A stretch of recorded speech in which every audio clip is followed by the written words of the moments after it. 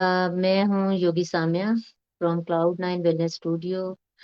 और आज जिस टॉपिक पे मुझे बात करनी है वो योगा एज ऑल्टरनेटिव हीलिंग या ऑल्टरनेटिव मेडिसिन।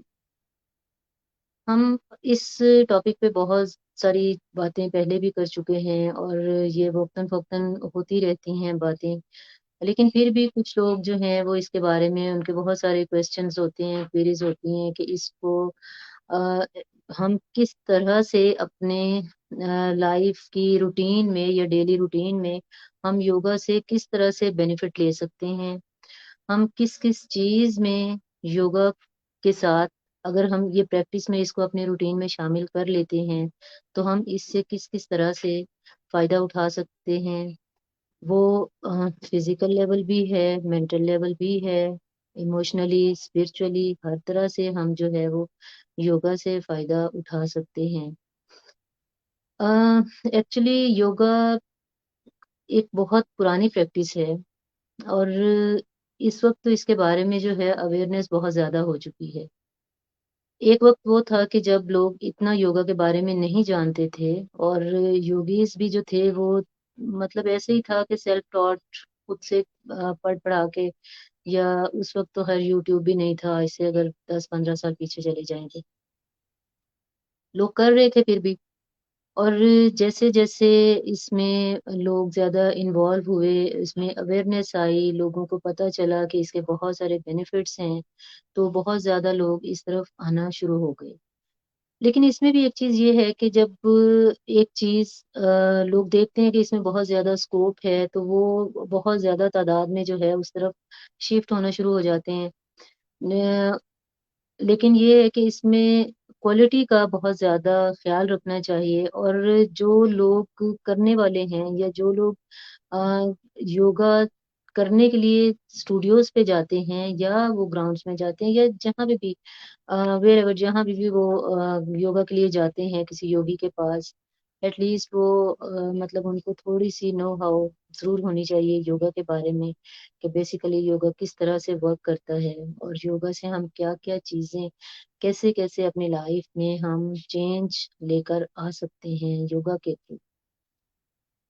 तो इसमें सबसे पहली बात तो ये है कि ये एक बड़ा खूबसूरत एक लाइफस्टाइल है। अगर आप इसको अपनी रूटीन में, लाइफ की रूटीन में या डेली रूटीन में शामिल करते हैं इसकी प्रैक्टिसेस को, तो ये आपको फिजिकली ही नहीं, आपको मेंटली भी ये बहुत ज्यादा रिलैक्स करता है, बहुत ज्यादा फायदा देता है।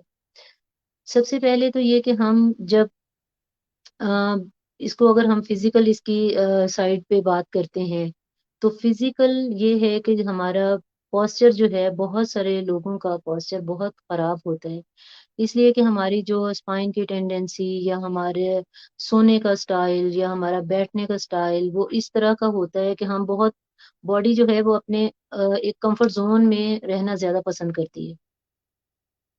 जब हम सोफा पे बैठते हैं या हम चेयर पे बैठते हैं तो हम कमर को, अपने स्पाइन को राउंड करके या हम थोड़ा सा आगे होके तो स्पाइन बिल्कुल उसको रिलैक्स करके बैठ जाते हैं। हालांकि ये है कि आप स्पाइन को जितना स्ट्रेट रखेंगे आपके स्पाइन के साथ जुड़ी हुई नर्व्स मसल्स वो उतने स्ट्रांग रहेंगे, वो बेहतर पोजीशन में रहेंगे। जब आप स्पाइन को स्ट्रेट रख के बैठेंगे तो ब्लड का फ्लो जो है वो बेहतर होगा, जो नर्व्स, जो आपके मसल्स, जो आपके वेन्स, जितनी भी ब्लड का जो ब्लड के फ्लो में जो चीजें हेल्प कर रही हैं वो आपकी सीधी हालत में रहेंगी, स्ट्रेट रहेंगी, और उससे ये होगा कि आपका ब्लड का फ्लो जो है वो बहुत बेहतर होगा। ब्लड का फ्लो अच्छा होगा तो आपके ऑर्गन्स, आपके सिस्टम्स सारे जो हैं वो बेहतर तरीके से काम करेंगे।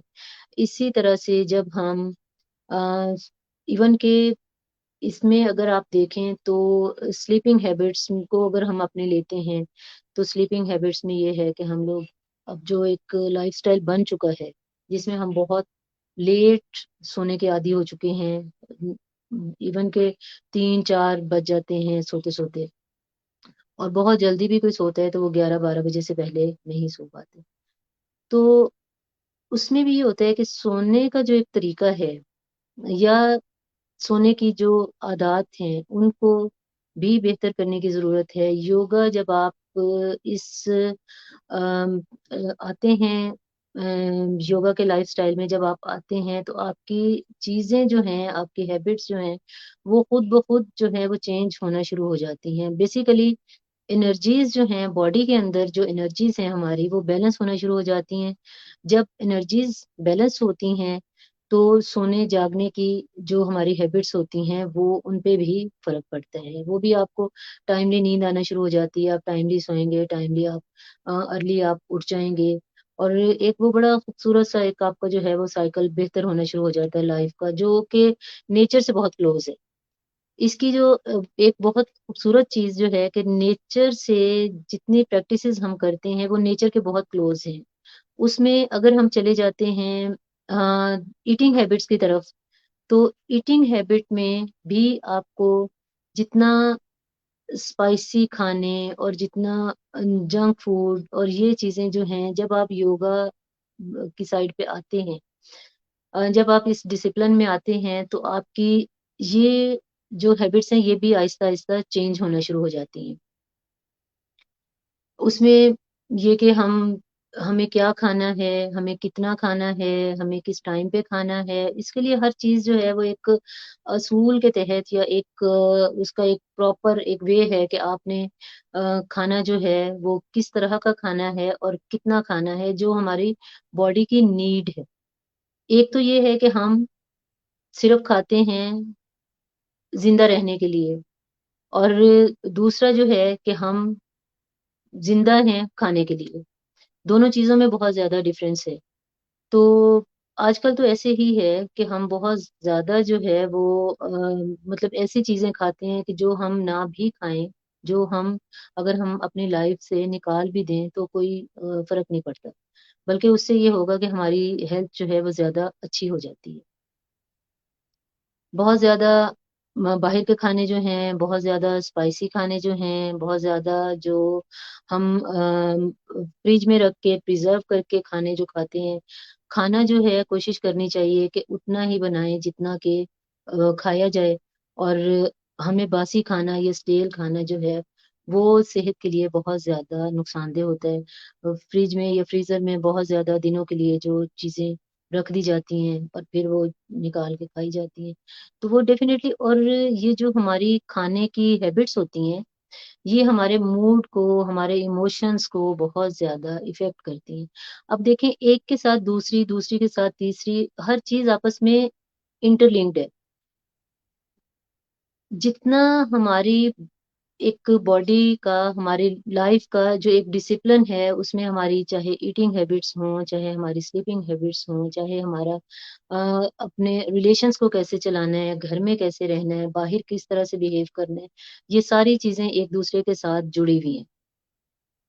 जब हम अभी बात करें हम फिज़िकल लेवल पे कि हम फिज़िकल लेवल पे किस तरह से अपने आप को चेंज कर सकते हैं थ्रू योगा। तो फिज़िकल लेवल पे ये है कि योगा जब आप करते हैं, आपके हॉर्मोन्स आपके हॉर्मोन्स की सिक्रीशन, आपके जितना बॉडी के सिस्टम्स हैं, जितना आपके ऑर्गन्स हैं, वो सब जो हैं वो बेहतर तरीके से काम करना शुरू कर देते हैं। जब हम योगा के आसनास करते हैं, तो उससे ये होता है कि ब्लड का फ्लो बॉडी में बेहतर होता है। उससे ये होता है कि हमारी नींद बहुत बेहतर हो जाती है, उससे हमारा एंगर कंट्रोल हो जाता है, उससे इवन कि हम अपने इमोशंस को जब हम अपने माइंड को माइंड के ऊपर हमारा कंट्रोल आ जाता है, तो उससे हमारे जो इमोशंस हैं, जो हमारे नेगेटिव जो अंदर हमारी चीज़ें होती हैं, नेगेटिव थिंग्स होती हैं या नेगेटिव थॉट्स होती हैं या ओवरथिंकिंग है, बहुत सारी चीज़ें जो माइंड से रिलेटेड होती हैं, उन पे हम ओवरकम कर सकते हैं थ्रू योगा। इसमें एक और चीज़ जो कि बहुत ज़्यादा ज़रूरी है और ये सबको पता होना चाहिए कि हमारी जो साँस है, हमारी साँस एक यूनिवर्सल ट्रुथ है कि हर लिविंग बीइंग जो है वो साँस लेता है। साँस को कैसे लेना है, हम साँस बेसिकली ये एक ऐसा सिस्टम है कि जो खुद ब खुद चल रहा है, और हमने कभी ये नहीं सोचा कि हमें सांस कैसे लेना है, हमें सांस लंबा लेना है, हमें सांस छोटा लेना है, हम सांस की मशकें करके हम क्या-क्या चीज़ें गेन कर सकते हैं, हम कितना अपनी बॉडी के अंदर, अपनी लाइफ के अंदर हम कितना पॉजिटिव चेंज लेके आ सकते हैं। बेसिकली हमारी बॉडी में 11 छोटे और बड़े सिस्टम्स जो हैं वो काम कर रहे हैं। उसमें ये है कि सारे सिस्टम जो हैं, हम किसी भी सिस्टम को खुद से कंट्रोल नहीं कर सकते। हम सिर्फ एक ऐसा सिस्टम है जो कि हमारा रेस्पिरेटरी सिस्टम जो है, जिसको हम चेंज कर सकते हैं, हम ब्रेथ की लेंथ बढ़ा सकते हैं, हम ब्रेथ को शॉर्ट कर सकते हैं, हम ब्रेथ को स्टे कर होल्ड कर सकते हैं। हम इस पे काम करके हम इसके ऊपर फोकस कर सकते हैं। हम देखें साँस बहुत सारी सिचुएशंस में आपने भी देखा होगा कि जब हम गुस्से में होते हैं या हम खुश होते हैं या बहुत ज़्यादा हैप्पी होते हैं या बहुत ज़्यादा एनर्जी ड्रेन हुई होती है और बहुत ज़्यादा सैड होते हैं, तो हमारे ब्रेथ की फ्रीक्वेंसी जो है वो चेंज हो जाती है। ब्रेथ का रिदम जो है वो चेंज हो जाता है। लेकिन अगर हम योगा की एक्सरसाइज़ेज़ करें, ब्रेथ की प्रैक्टिसेज़ करें, तो हम अपने ब्रेथ को कंट्रोल कर सकते हैं। अगर हम गुस्से की हालत में हैं और उस वक़्त हमें याद आ जाता है कि हमने अपने ब्रेथ के ऊपर काम करना है, हम अपने ब्रेथ को स्लो कर लेते हैं और ब्रेथ को छोटे-छोटे साँस लेना शुरू कर देते हैं और ब्रेथ के ऊपर फ़ोकस कर लेते हैं, तो हमारा एंगर उसी टाइम उसका लेवल जो है वो कम हो जाएगा। क्योंकि आपकी अटेंशन जो है वो डाइवर्ट हो गई ना, आपकी अटेंशन जिस चीज़ पे आपको गुस्सा था, उससे अगर आप अपने साँस की तरफ ले आएँगे अपनी अटेंशन को, तो इट मीन्स कि आपकी अटेंशन डाइवर्ट हो गई। आपका ध्यान जो है वो अपने साँस की तरफ चला गया, और ये मस्ट अगर आप 2 टू 3 मिनट सिर्फ़ आप इसको करें, तो आप देखें कि आपके गुस्से का लेवल बहुत कम हो जाएगा।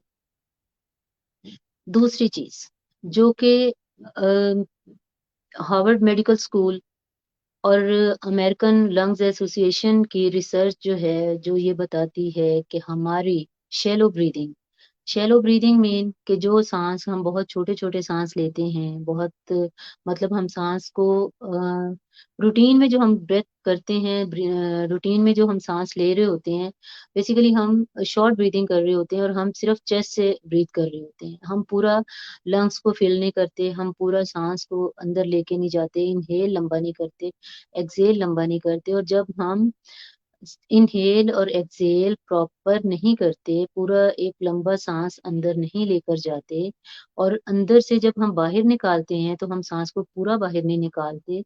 उससे क्या होता है कि हमारे लंग्स के अंदर स्टेल एयर, जो कि लंग्स जैसे हमारे लंग्स हैं, लंग्स की सबसे नीचे वाली लोब जो है, वहाँ तक हमें साँस को बाहर निकालने के लिए एक डीप ब्रीथिंग करनी होती है। तो जब हम डीप ब्रीथिंग नहीं करते, उस वहाँ पे स्टेल एयर रह जाती है, जो कि कॉज़ बनती है। वही फिर वो स्टेल एयर जो है वो ब्लड के साथ शामिल होके हार्ट में जाएगी, हार्ट से पूरी बॉडी में वो ट्रैवल करेगी। उससे क्या होगा कि वो टॉक्सिक एयर जो है वो जब पूरी बॉडी में ट्रैवल करती है, तो उससे तरह-तरह की प्रॉब्लम्स, तरह-तरह की बीमारियाँ होने का खदशा बढ़ जाता है। साँस को कंट्रोल करके, साँस के ऊपर फ़ोकस करके, साँस की कुछ प्रैक्टिसेज़ करके हम इवन अपनी एंग्ज़ायटी, डिप्रेशन, स्ट्रेस के लेवल को बहुत नीचे लेके आ सकते हैं। बहुत उसका लेवल जो है वो नीचे आ जाता है। जब हम शैलो ब्रीथिंग करते हैं, जब हम शॉर्ट ब्रीथिंग करते हैं, उससे ये होता है कि प्रॉपर एयर, प्रॉपर ऑक्सीजन अंदर नहीं जाती, जिसकी वज़ह से हमारे ब्रेन के सेल्स को प्रॉपर ऑक्सीजन जब नहीं मिलती, सेल्स पूरी तरह से नरिश नहीं हो पाते, उससे ये होता है कि एंग्ज़ायटी और डिप्रेशन के अटैक्स आना शुरू हो जाते हैं।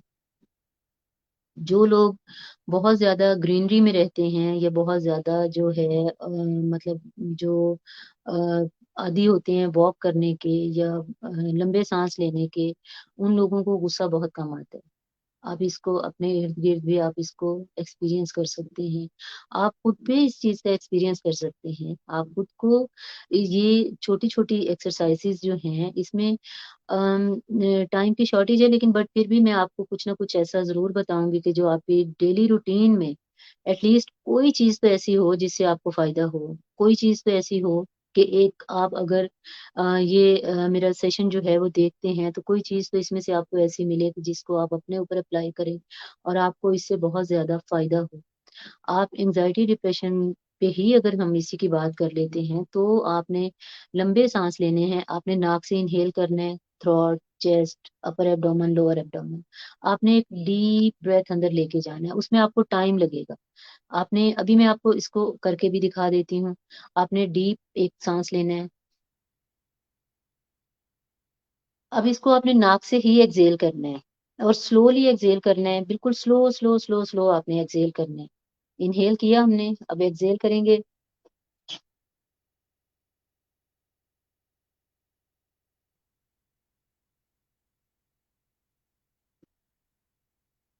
इस तरह से आपने कम से कम एक सिटिंग में 20 ब्रेथ्स आपने inhale exhale is equal to 1 round. 20 rounds आपने करने हैं। 20 राउंड्स अगर आप दिन में ट्वाइस अ डे कर लेते हैं या थ्राइस अ डे अगर आप इनको कर लेते हैं, इसमें बहुत थोड़ा सा आपका टाइम लगेगा, कोई बहुत ज्यादा टाइम नहीं लगेगा। लेकिन अगर आप ये प्रैक्टिस कर लेते हैं तो इससे आपका एंजाइटी डिप्रेशन का लेवल बहुत कम हो जाएगा। उसके साथ-साथ ब्रीदिंग जो है वो सिर्फ़ और सिर्फ़ एंग्ज़ायटी डिप्रेशन को ही कैटर नहीं करती। इसके साथ-साथ स्किन की प्रॉब्लम्स जो हैं, साइनस, स्किन की प्रॉब्लम, एस्थमा, ये बहुत सारी ऐसी चीज़ें, एलर्जीज़, इवन कि एलर्जीज़ जो हैं, एलर्जीज़ में बहुत आपको इफ़ेक्टिव है ब्रीदिंग। अब ये बहुत अगर आप ये ब्रीदिंग को अपनी रूटीन में शामिल कर लेते हैं और आहिस्ता-आहिस्ता ये होगा कि ये आपकी हैबिट बन जाएगी। आप जो साँस नॉर्मल रूटीन में भी लेंगे, वो भी आप कॉन्शियसली साँस लेंगे। साँस आप माइंडफुली जब ब्रीथ करते हैं, तो आप साँस को इन्हेल करेंगे लंबा, एक्सहेल लंबा करेंगे। उससे आपके सारे जितने ऑर्गन्स हैं, वो नरिश होंगे। आपकी स्पाइन के साथ जो जितनी नर्व्स हैं, जितना आपके मसल्स हैं, अटैच हैं जो स्पाइन के साथ, वो सारे मसल्स जो हैं, वो नरिश होंगे।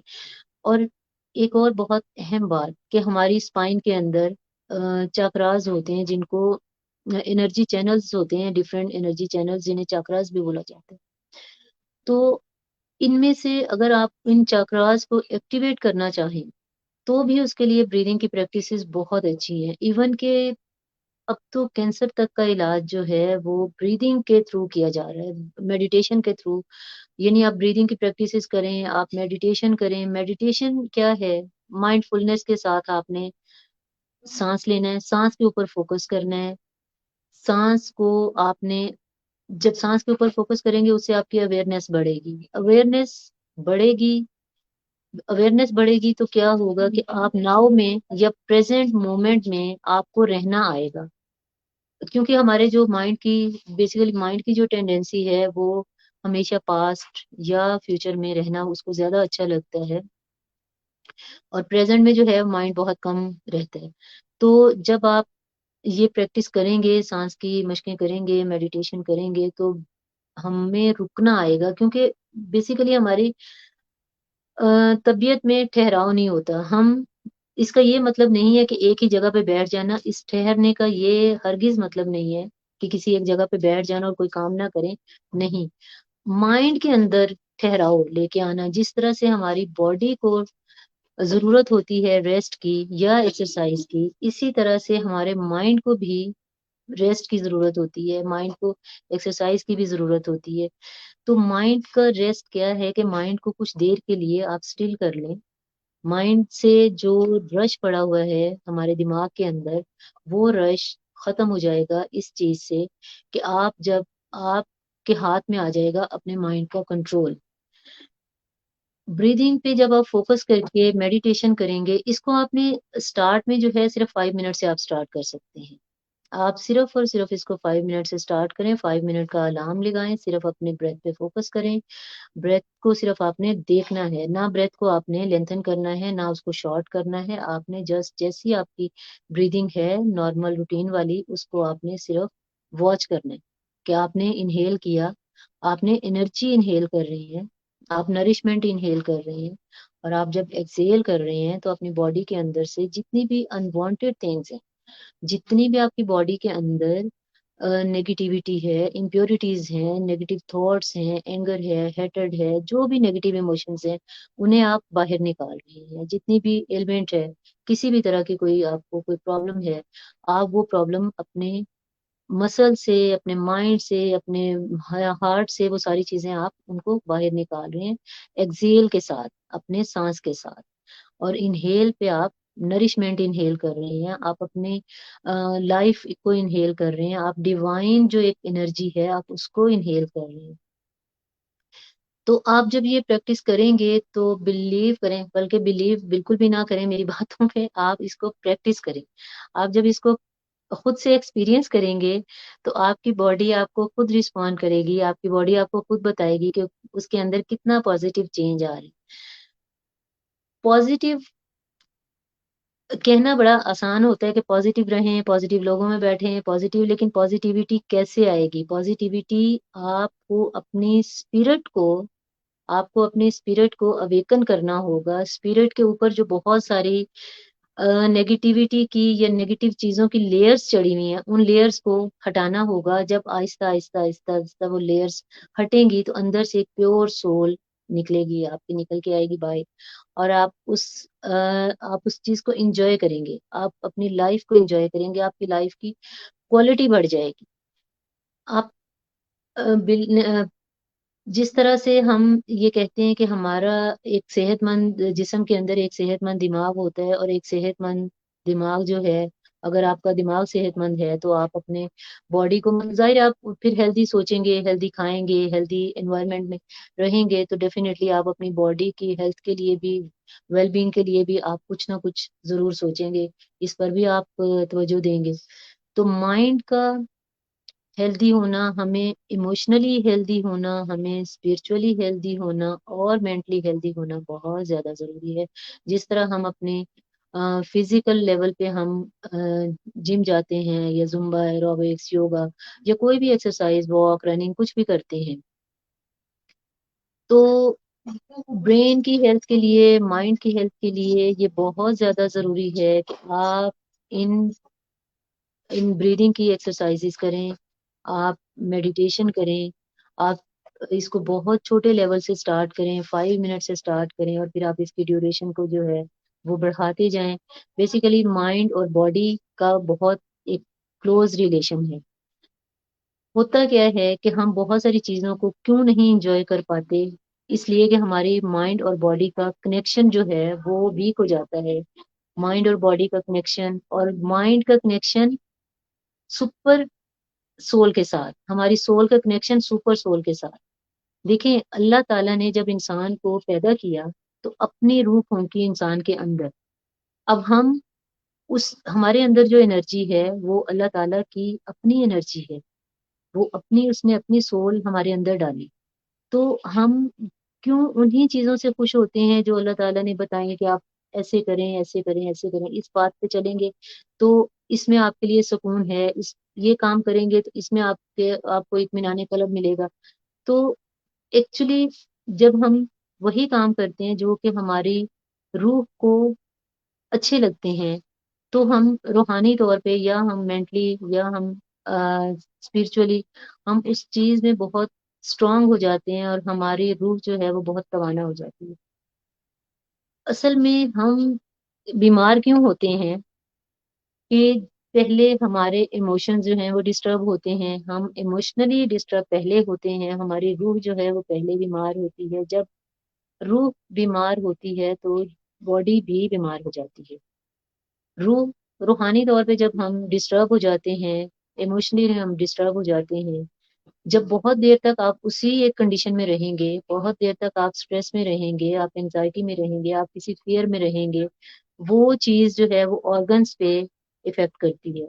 और जब वो ऑर्गन्स पे इफेक्ट करती है तो वो किसी ना किसी बीमारी की शक्ल में जो है वो सामने आ जाता है। ये तो हो गई इसकी जो है स्पिरिचुअल साइड, या इसकी रूहानी साइड। इसके अलावा भी योगा हमें बहुत सारी और चीजों में भी हेल्प करता है। अगर हम इसका जिस्मानी साइड को भी लेते हैं, फिजिकल एक्सरसाइज को लेते हैं, फिजिकल जो हम आसनास करते हैं, मेरे पास बहुत सारे ऐसे लोग आते हैं जो कि बैठ के नमाज़ पढ़ते हैं या चेयर पे नमाज़ पढ़ते हैं, या वो जाए नमाज़ पे नहीं बैठ सकते, वो खड़े होके नमाज़ नहीं पढ़ सकते। लेकिन कुछ दिनों की प्रैक्टिस के बाद वो अल्हम्दुलिल्लाह कि वो जाए नमाज़ पे खड़े होके नमाज़ पढ़ने लग जाते हैं।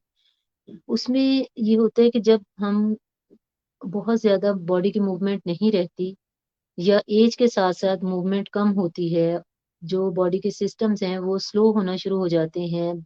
सिस्टम जब स्लो होते हैं तो डेफ़िनेटली हमारे ब्लड का फ्लो जो है वो स्लो हो जाता है। ब्लड का फ्लो जब स्लो होता है तो उसके साथ बहुत सारी प्रॉब्लम्स जो हैं वो आना शुरू हो जाती हैं। और जब जैसे-जैसे आप स्ट्रेचिंग करते हैं, आप ब्रीथिंग करते हैं, आप मेडिटेशन करते हैं, और ये प्रैक्टिस जो है जब आप इसको माइंडफुली करते हैं, जब आप अपनी बॉडी और माइंड को साथ लेकर चलते हैं, जब आप अपने ब्रेथ को और अपने फिज़िकल जो एक्शन हम कर रहे हैं या फिज़िकल हम जो आसन कर रहे हैं, जब उस आसन के साथ हम सिंक्रोनाइज़ करते हैं अपनी ब्रेथ को, तो उसके रिज़ल्ट्स जो हैं वो बहुत अच्छे आते हैं। फिर ये होता है कि हम हमारा माइंड और बॉडी का कनेक्शन जो है वो बहुत स्ट्रॉन्ग हो जाता है। माइंड और बॉडी का कनेक्शन जब स्ट्रॉन्ग होता है, तो बहुत सारी चीज़ें आहिस्ता-आहिस्ता खुद ब खुद ठीक होना शुरू हो जाती हैं। ब्लड की सर्कुलेशन बेहतर हो जाती है, फ़ोकस आपका बहुत बेहतर हो जाता है, नींद बेहतर हो जाती है, भूख जो है वो बहुत बेहतर हो जाती है। इसको अगर हम इसकी थेराप्यूटिक साइड को देखें, योगा की अगर हम थेराप्यूटिक साइड को देखें, तो बहुत सारी ऐसी प्रॉब्लम्स हैं, बहुत सारी ऐसी बीमारियाँ हैं जिनमें योगा बहुत, बहुत अच्छा काम कर रहा है। इसमें बहुत अच्छे रिज़ल्ट्स आते हैं। वर्टिगो, माइग्रेन, या ये जो और बहुत सारी डायबिटीज़ है, आर्थराइटिस है, रूमेटॉइड आर्थराइटिस और osteoarthritis, knee pain, back pain, lower back pain, middle back pain, posture अगर खराब है, और इसके साथ-साथ अगर ब्लड की सर्कुलेशन स्लो है, अ, और आइज़ के लिए, फेस के लिए जो बहुत सारे ऐसे मूव्स हैं। एंग्ज़ायटी डिप्रेशन के लिए बहुत ज़्यादा योगा जो है वो हेल्प करता है। इसमें बहुत सारे ऐसे मूव्स हैं कि जिससे एंग्ज़ायटी और डिप्रेशन का लेवल जो है वो बहुत कम हो जाता है। तो ये सारी चीज़ें जो हैं जब आप इस प्रैक्टिस में आते हैं, तो योगा का एक-एक पोस्चर जो है वो बहुत सारी चीज़ों को हैंडल करता है, बहुत सारी प्रॉब्लम्स को हैंडल करता है। उसमें इतना ये आप अगर इसको अपनी रूटीन में शामिल कर लेते हैं, तो आपकी आहिस्ता-आहिस्ता आपकी सारी चीज़ें जो हैं वो बहुत बेहतर होना शुरू हो जाती हैं। बहुत सारे लोग जो हैं वो ये समझते हैं कि कुछ इसमें मिसकंसेप्शंस भी हैं। कुछ लोग ये समझते हैं कि योगा एक बहुत मुश्किल चीज़ है, और योगा जो है वो इससे वेट लॉस नहीं हो सकता। कुछ लोगों के ये मिसकंसेप्शन है कि योगा में तो सिर्फ़ आप सिंपल मतलब आपको बैठना है और बैठे रहें आप आँखें बंद करके, ऐसा बिल्कुल नहीं है। बहुत सारी देखें, हर इंसान जो हमारे पास आता है, वो दूसरे इंसान से डिफरेंट है। पर्सन टू पर्सन वेरी करते हैं। कोई प्रॉब्लम के साथ आता है, कोई हेल्दी है लेकिन वो अपनी वेल बीइंग के लिए आता है। अब हर एक को हैंडल करने का तरीका भी डिफरेंट होगा।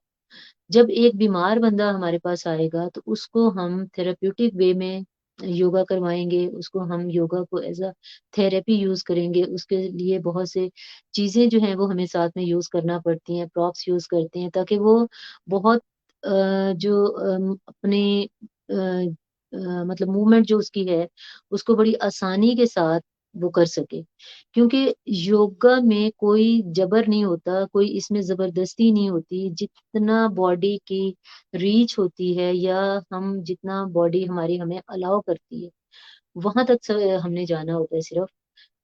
तो एक तो हो गई थेरेपी, कि जो लोग क्लास के साथ नहीं चल सकते या जो लोग ग्रुप के साथ नहीं चल सकते या जो लोग मैट पे आके योगा नहीं कर सकते, उनको बेड पे लिटा के भी योगा करवा दिया जाता है, उन्हें चेयर पे बिठा के भी करवा दिया जाता है। अब एक स्टूडेंट या एक पेशेंट आता है जो कि फ्लोर पे नहीं लेट सकता, जो मैट पे नहीं लेट सकता। लेकिन वो लेट तो वो जाता है, वो आसानी के साथ एक 3-4 फीट ऊंचा अगर बेड है तो उस पे वो आसानी से लेट जाएगा। तो वही मूव्स जो उसने नीचे लेट के करने हैं वो उसको बेड पे लिटा के करवा दिए जाते हैं। फिर बेड्स के साथ, प्रॉप्स के साथ, कुशन्स और इस तरह की और चीजें जो हैं उनके साथ उसको जो है वो योगा करवाया जाता है। इसी तरह से जो लोग वेट लॉस के लिए आते हैं, वो उनका बिल्कुल एक डिफरेंट वे होता है। जो लोग वेट लॉस के लिए इंटेंस जो प्रैक्टिस है योगा की, वो उनके लिए बहुत बेनिफिशियल है। और जो लोग ये कहते हैं कि योगा में स्वेटिंग नहीं होती या पसीना नहीं आता या इसमें कार्डियो नहीं है, वो ऐसा बिल्कुल भी नहीं है। आप एक आएँ कभी और एक ट्रायल क्लास लेके देखें और आपको उसमें अंदाज़ा होगा कि कितनी स्वेटिंग होती है और ये जिम से कितनी डिफरेंट चीज़ है। कितना चीज़ों को आप इंटीग्रेट करके करते हैं और जब आप अपनी माइंड बॉडी को एक साथ लेके चलते हैं, आप पूरे के पूरे वहाँ पर हैं। आप अगर तो देखें, आप प्रैक्टिस कर रहे हैं और उसके साथ आप मोबाइल भी यूज़ कर रहे हैं, तो इट मीन्स कि आप सिर्फ़ ब्लाइंडली उसको प्रैक्टिस कर रहे हैं। वो सिर्फ़ एक फ़िज़िकल सर्कस है, एक फ़िज़िकल मूवमेंट है जो आप कर रहे हैं, उसमें आप माइंडफुली उसको बिल्कुल भी नहीं कर रहे। तो जब आप माइंडफुलनेस के साथ एक काम करते हैं, तो उसके रिज़ल्ट अगर आप माइंडफुली नहीं करते, तो उससे बहुत बेहतर आपको रिज़ल्ट्स मिलते हैं। योगा की सबसे खूबसूरत बात यही है और ये एक इतनी खूबसूरत थेरेपी इसको कह लें या आप इसको हीलिंग का एक ऐसा प्रोसेस है, एक ऐसा सिस्टम है कि जिसमें आप ग्रेजुअली ग्रेजुअली आपकी फ्लेक्सिबिलिटी बढ़ती है, ग्रेजुअली आप अपने गोल तक जाते हैं। आप एक ही दिन में ये कोई मैजिक नहीं है या कोई ऐसी चीज़ नहीं है कि आप एक ही दिन में आए और आपने कहा कि मैंने अपना वेट कम करना है या मैंने स्ट्रेचिंग के इस लेवल तक जाना है। तो ऐसे नहीं होता, इसमें ग्रेजुअली और स्लो एक ऐसा प्रोसेस है और जिसमें आपकी बॉडी जो है वो तमाम सिस्टम्स और तमाम चीज़ों को साथ लेके आप चल रहे होते हैं और उसके रिज़ल्ट्स जो हैं वो बहुत अच्छे आते हैं जब आप आपकी बॉडी जो है वो 3-4 सेशंस के बाद आपको खुद बताती है कि उसके अंदर कितना पॉज़िटिव चेंज आ रहा है, कितना पॉज़िटिव आप चीज़ों को ले रहे हैं। एक होता है कि हम आता है एक स्टूडेंट, हम उससे बात करते हैं, हम उसको मोटिवेट करते हैं, मोटिवेशन जो है वो 2-3 डेज़ में जो है वो ख़त्म हो जाती है। लेकिन एक होता है कि इंस्पिरेशन, इंस्पिरेशन जब आप किसी चीज़ को जब आपकी सोल को अवेकन किया जाता है, जब आपकी सोल को जगा दिया जाता है और वो उसके अंदर से एक आपके एक निकलती है कि आपने ये काम करना है और ये काम आपके लिए कितना बेनिफिशियल है, तो फिर वो चीज़ जो है वो आपके साथ हमेशा के लिए आपके साथ चलती है। ये 1 दिन या 2 दिन का काम कतई नहीं है। इसमें आपको पूरी जो है वो आपका माइंड, बॉडी, सोल आप उसको साथ लेकर चलते हैं और आप इसके साथ जो है लाइफ के अंदर आप इसको एक लाइफ़स्टाइल की तरह योगा को अपना लाइफ़स्टाइल अगर आप बना लेते हैं, उसमें आपके जो इसके मोटे-मोटे फ़ायदे जो हैं, जो मैं आपको दोबारा इसको जो है वो थोड़ा-सा मैं अगर आपको बता दूँ कि आपके रिलेशंस बहुत अच्छे हो जाते हैं। ये मेरी अपनी कह लें कि मेरे पास एक स्टूडेंट आईं जिनका अपने बच्चों के साथ उनके रिलेशंस बिल्कुल अच्छे नहीं थे। बकौल उनके अपने, कि उनकी डेली उनकी बेटी से उनकी बात होती थी। बेटी उनकी आई थिंक डेनमार्क में थी या अ, स्वीडन में थी, कहाँ पे थी। तो उनकी डेली बात होती थी, लेकिन वो डेली उनकी बात खत्म जब होती थी, तो वो किसी न किसी इख्तिलाफ पे खत्म होती थी। जब उन्होंने तकरीबन कोई 1.5 महीना उन्होंने योगा किया, तो उसके बाद वो खुद मुझे कहें कहती है, "साम्या अब मेरे अपने अंदर इतना ठहराव आ गया है, बेटी तो वही की वही है, वो तो वैसे ही करती है।" क्योंकि हम चीज़ों को बाहर से चेंज करने की कोशिश कर रहे होते हैं। हम अपने एनवायरनमेंट को अपने बाहर अपने एक्शन से चेंज करने की कोशिश कर रहे होते हैं, लेकिन हम उसको चेंज नहीं कर सकते। हम किसी चीज़ को भी अगर मेरे 4 बच्चे हैं, तो चारों की हैबिट्स डिफरेंट होंगी। अब एक ही माँ-बाप के बच्चे हैं, लेकिन उनकी आदतें भी डिफरेंट होंगी, उनके स्टाइल डिफरेंट होंगे, उनकी हैबिट्स जो हैं वो अलग-अलग सबकी। तो हम उन्हें एक ही तरीके से नहीं चला सकते, एक ही तरीके से हैंडल नहीं कर सकते। लेकिन क्या कर सकते हैं कि हम खुद को चेंज कर सकते हैं। हम अपने अंदर अपने माइंड को अगर इतना स्ट्रॉन्ग कर लें कि हमें बाहर से कोई भी चीज़ जो है वो डिस्टर्ब ना कर सके, बाहर से कोई भी चीज़ जो है वो हमें चाहे किसी भी तरह के हालात हों, किसी भी तरह की सिचुएशन हो, बाहर कैसी भी एनवायरनमेंट क्यों ना हो, बाहर का टेम्परेचर कैसा भी क्यों ना हो, जब हम अंदर से स्ट्रॉन्ग हैं और हमारा माइंड इतना स्ट्रॉन्ग है, तो हम उन चीज़ों को बहुत अच्छे तरीके से हैंडल कर सकते हैं। हमारे बाहर किसी भी तरह की सिचुएशन आ जाए, कोई भी प्रॉब्लम आ जाए और जब हम अंदर अपने एक स्टेबल हैं, हमारा माइंड स्टेबल है और हम मेंटली स्ट्रॉन्ग हैं, तो हम उस प्रॉब्लम का भी कोई ना कोई सॉल्यूशन जो है वो हमारे माइंड में आ जाएगा। लेकिन अगर हम एकदम से पैनिक हो जाते हैं, कोई भी सिचुएशन आती है, कोई ज़रा-सी प्रॉब्लम आती है और हम एकदम से पैनिक हो जाते हैं, तो वो सॉल्यूशन वो उस चीज़ का सॉल्यूशन नहीं है, वो उस प्रॉब्लम का हल नहीं है, वो उसकी इंटेंसिटी को और ज़्यादा बढ़ा देगा। वो जो उस एक सिचुएशन खराब हो रही है और जब हम पैनिक होंगे, तो वो सिचुएशन और ज़्यादा खराब हो जाएगी। इसलिए जब हम अपने ऊपर सबसे ज़्यादा ज़रूरत जो है वो आज, इस वक़्त जितना हमारे इर्द-गिर्द डिप्रेशन, स्ट्रेस और डिफरेंट टाइप के स्ट्रेस हैं और डिफरेंट टाइप के मतलब प्रॉब्लम्स हैं।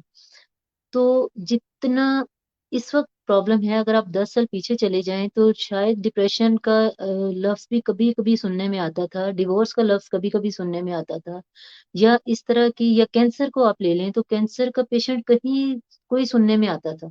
लेकिन अब तो वो ये चीज़ें एक रूटीन में शामिल हो गई ना, जैसे-जैसे इंसान ने नेचर से डेविएट किया, नेचर से हटा, नेचर से पीछे हट गया, नेचुरल अपना एक वो जो था हमने लाइफ़स्टाइल को भी चेंज कर लिया, आर्टिफ़िशियल चीज़ों की तरफ चले गए, तो चीज़ें आहिस्ता-आहिस्ता वो उसकी हमें बहुत भारी कीमत अदा करना पड़ती है। बहुत भारी हमें उसकी जो है वो कॉस्ट अदा करना पड़ती है जब हम नेचर से हटते हैं।